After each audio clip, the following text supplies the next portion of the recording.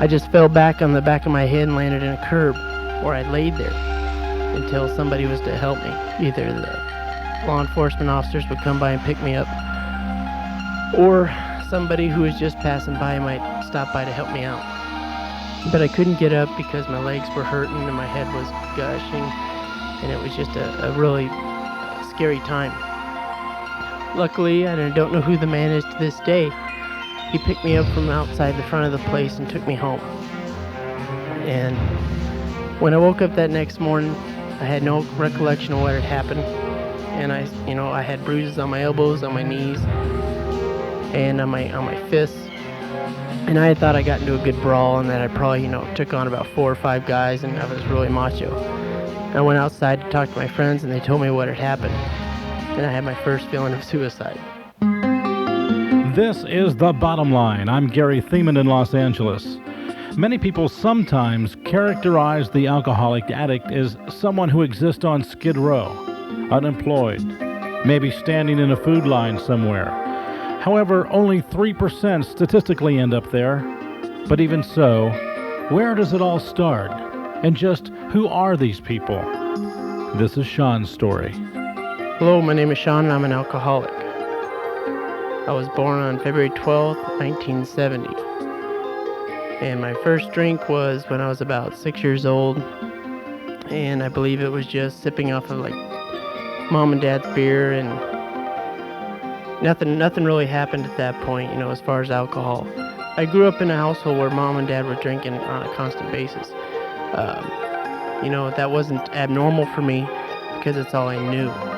And my parents, they fought a lot, and my sister and I, my younger sister and I, we were always taken into the back bedroom while they fought, and that's just the way it was in my household. I didn't know if anything was different from anyone else's household because I didn't know.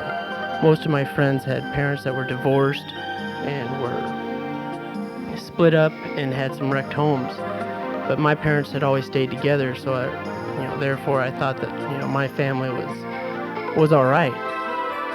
In about 1980, my parents got sober. They had their last fight where my father hit my mom and sent her to the hospital with a concussion. At that point, different people started coming over to the house, and I didn't know who these people were. They were talking to dad, they were talking to mom, they were, and it was kept real quiet from us kids. I didn't know what was going on. Found out later that mom and dad joined this AA thing, and they stopped drinking, and our lives seemed to get quite a bit better as far as the fighting stopped. Luckily for me, I grew up in a neighborhood where it was constant partying, and my brothers and sisters partied, and they drank, and my neighbors drank, and nobody felt it was necessary just because mom and dad quit drinking that I needed to not know what drinking was all about. So my older brother started feeding me beers, the neighbors started feeding me beers, and it wasn't really that big a deal, because I only had beer here and there. But when I was in junior high, when I was about 13 years old, I had my first real drunk, and a bunch of friends and I got together and we bought a case of Budweiser beer and a bottle of cheap cherry wine. And my first instance with alcohol was, I started drinking it, man. I caught that buzz, and it was just like, boom. My whole life changed. All the fear just left me. See, all my life I had been an asthmatic, and I couldn't be a part of like the other guys were. I wasn't in sports. I couldn't play football. I couldn't do anything running because I was always in the hospital for asthma. And because of that, I felt less than. And I didn't feel like I was up to the same standards as the other guys who hung out around me. And when I drank this beer and this wine, all those feelings of inadequacy and everything just went away. I could talk to the girls, I could talk openly with my friends, and I just really felt a part of. And I just thought that was it. I found the tool to live. And later on that night, I kept drinking. I think, I was a young kid, and Only weighed about 80 pounds. And I drank about 6 Budweisers and a quarter bottle of cheap cherry wine, and I just got really sick. I was just totally sick. I stood by all night next to the toilet, and I just didn't, I thought I was gonna die. When I woke up that next morning, I had my first instance of a hangover. I felt just totally upset with myself and just grossed out because, the people who drank around me never got sick. So what I did was, I knew that I did something wrong. So I tried it again the very next weekend. And needless to say, the results weren't any different.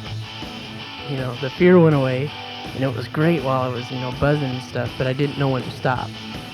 And, that was my story for the rest of my drinking. And, I got sick, and it was horribly bad. From junior high through my junior year in high school, I didn't drink a whole lot. Every now and then, whenever I got the chance to drink, I drank. When I came up to my junior year of high school is when I started partying on the weekends quite heavily, because that's what all my friends did. Nothing abnormal, but what I thought. All my friends were doing it too, and so I did it. And so I became what I call a weekend drunk. I just went to the parties and I drank and I talked and I could drink beer with the best of it. For some reason I had this really high tolerance to alcohol. And I just was able to drink more than most and stay up longer than most, and I just thought I was the stud. Life was fun, but I was starting to go into a way of life that wasn't acceptable to me when I was younger. I wasn't going to school. I was cutting class. I was being obnoxious in class. I was just a real jerk. And, and that's basically the way I ended up my high school years. Always get pretty good in school, but I just wasn't I wasn't a real nice kid in my mind. After high school, I got into construction, and that's where the older guys really taught me how to drink. And I learned what a six-pack lunch was.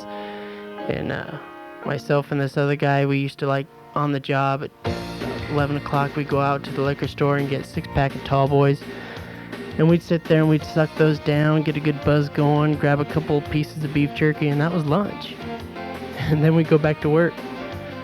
After work, you'd start coming down from that buzz, so we'd go to the shop and we'd just get cases of beer and just totally wasted.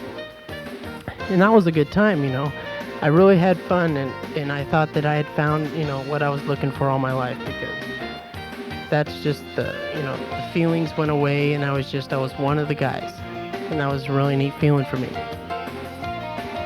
About a year after that job, I got a job at in aircraft, and at that job, they drank pretty good there too. But by this time, I wasn't a weekend drunk anymore. I was getting drunk at least 3 or 4 days a week. While in the aircraft job, I started drinking almost on a daily basis. And every time I drank, it didn't matter if I was alone or with somebody, I drank to get drunk. I just drank until I passed out. I wasn't getting sick anymore. Booze didn't seem to be doing it. So I started drinking tequila and beer. And I just, it just seemed to take more and more to get me wasted. And I just continued on that road. I was partying, during the week, Monday Night Football, Thursday nights, Friday nights, any occasion that I could possibly think of, good day work, bad day work. I was just drinking. And that's what I did. The thing is that by this time I was a blackout drinker. Almost every time I drank, I blacked out. Definitely couldn't remember anything that happened to me the day before. And every time I woke up, I just felt worse and worse about myself. I was no longer had those ambitions that I had when I was younger. All I wanted to do was party and get drunk. And I was absolutely demoralized every time I woke up, but when I woke up, I had to get rid of that hangover, so I just grabbed another beer. And, when I drank, luckily I never got too physically violent, but I became a very scary person. I had studied 5 years in the martial arts, and my friends were just, and my friends were afraid to be around me because every time I got drunk, I just seemed to be that guy that would pick the guy out from across the party and just want to, talk crap to him. And I was a very scary individual, and my friends didn't want to be around me anymore. My family didn't want me around when I was drinking, and I just started feeling very lonely. My last drunk was on August 6, 1990. And on that day was my first day of sobriety. Leading up to that, it was a good partying weekend. We started on a Friday night, and we got totally drunk. And, I just absolutely could not remember like the whole evening. It was totally gone. And I woke up that Saturday morning really not knowing if I had a good time or not. But I just started drinking again. By this time I was having a hard time going to work in the morning and waking up 2-3 hours late. And my standings at the job weren't good. And I knew that I had to be at work on Sunday. And on this Saturday, I sat there and I decided to go ahead and drink all the way up until about noon. Good and hard. That way, I could pass out, sleep through the rest of the night, and make it for work on Sunday. So I set out to do that. And a friend of mine came over and he put down a bottle of mezcal tequila on the table, and we were going for the worm. And we just drank and we drank and drank. And somehow the lights went out and I totally overshot the mark. The rest of the story had to be relayed to me by my friends who were around me. I went to 3 or 4 different bars that night. My last bar I went to was a little Mexican bar, Mexican food place, and I guess they were feeding me these drinks called Dr. Peppers, and something went crazy in me. I started kicking over tables and chairs, and I was doing my martial arts in this place, and I was just really making a real jerk out of myself, and I guess I decided to walk home. And what ended up happening is I got about 500 yards away from the front door, in front of another business where I just fell back on the back of my head and landed in a curb where I laid there until somebody was to help me. Either the law enforcement officers would come by and pick me up, or somebody who was just passing by might stop by to help me out. But I couldn't get up because my legs were hurting and my head was gushing, and it was just a really scary time. Luckily, and I don't know who the man is to this day, he picked me up from outside the front of the place and took me home.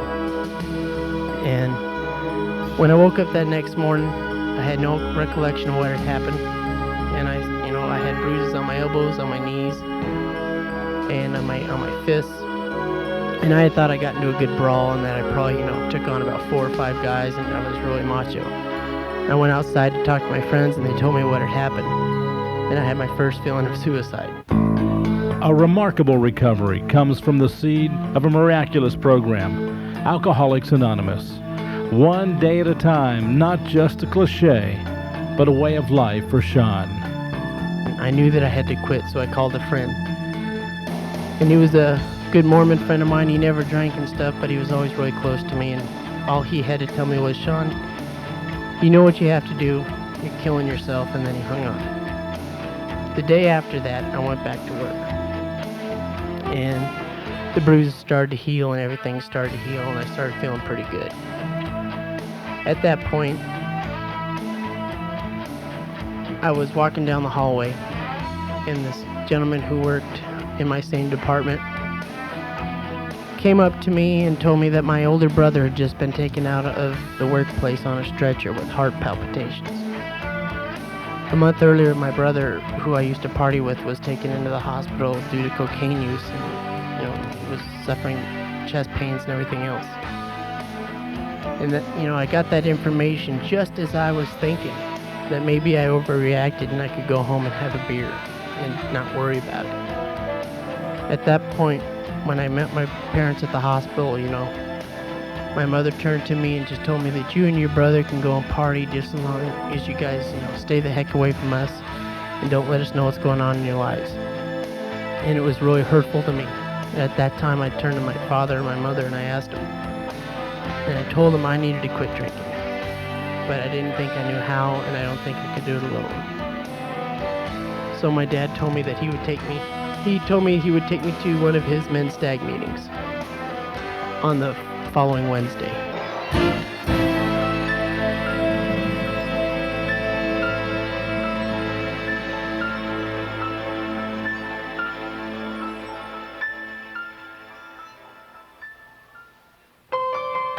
On Wednesday, I called my dad, and he asked me if I still wanted to go to the meeting, and I told him yes. He was totally surprised. And I went to this meeting. It was a men's stag out in this barn, and there was all sorts of people in here. There was bikers, there was lawyers, people dressed up in suits, there's people in cowboy hats. There was just this whole mix of people. And I was not happy to be there, because in doing this and going to AA, I was raising the white flag to mom and dad and telling them that they were right. This meant that I wasn't going to have no more fun in my life. And this just totally, meant the end for me. And I just sat through the meeting, and I don't remember anything that was said and stuff. I just remember a bunch of people coming up and shaking my hands and giving me phone numbers and being real friendly. And that was something it totally blew me away. And they gave me a big book, and they wrote numbers in it, and they were just the friendliest group of guys I had met in a long time. So I went to that meeting just basically to check it out. Wasn't sure I was going to start going on a regular basis or not, but I just wanted to check it out. I didn't go to a meeting on Friday, but I came on Saturday. And Saturday afternoon, I was over at my parents' house, and I was debating whether, I was going to do this thing or not. And all of a sudden, I got this huge desire to drink. Just an absolute wanting to go out and get wasted. And that really floored me, because I thought I was finished. But here I was, once again, wanting to go out and get drunk. So I called one of the guys on the phone numbers that were given to me at the meeting, and I told him who I was, and I asked him to take me to a meeting. And he was, right away, he just says, yeah, where do you live? Where can I come pick you up at? And he came up and he took me to a meeting that was it was an outside meeting. It was a participation meeting. And it was that meeting that the first time I ever rose my hand and stated that I'm Sean and I'm an alcoholic. That was some words that I never thought that I'd have to say. And from there on out, I stuck to this program. I was able to work with a lot of good people. These people that I worked with were old timers in the program, and they made sure that I had these commitments, and they made sure that I was shaking hands at the beginning of the meeting and coming before the meeting and staying late for the meetings. I had this guy, Ron, that got me a panel after I was 6 months sober, at a youth center. And here I was 6 months sober, and I've got this commitment at a panel. And I was just really involved with AA. I jumped in with both feet. And I started taking the steps. I started walking through the steps with sponsors. And, my life totally did a 180. The program of Alcoholics Anonymous, beyond anything that I've ever experienced in life, has been the most meaningful and the most deep and the biggest gift in life I've ever been given. And I like to look at my sobriety as a gift, and it's a gift from God that I can enjoy, but it's a gift from God I can only enjoy if I'm willing to give it away. And I have to give it away in all areas. I can't limit myself to giving it away only in AA meetings. I can't limit it to only doing panels. I've got to break out, and I've got to be a service at work. I've got to be a service to my family.